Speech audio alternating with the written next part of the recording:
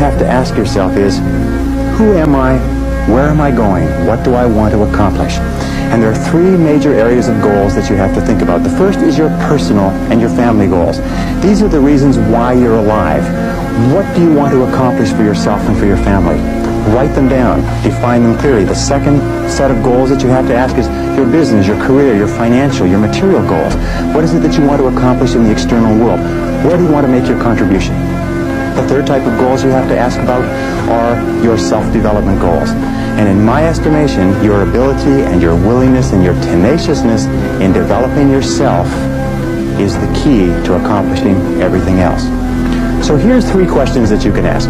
The first question is, what would you do? What would you set as a goal for yourself? What would you want to be or have if you just won $1 million in the lottery?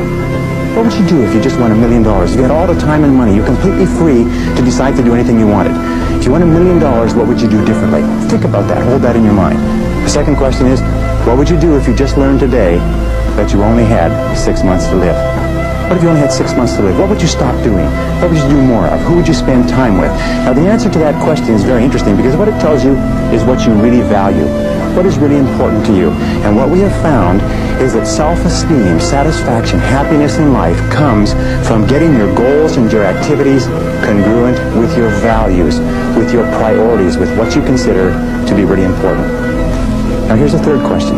The third question is, what one great thing would you dare to dream if you knew you could not fail?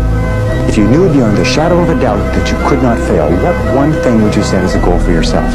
Because sometimes answering that question will tell you the one thing that you've been put on this earth to accomplish.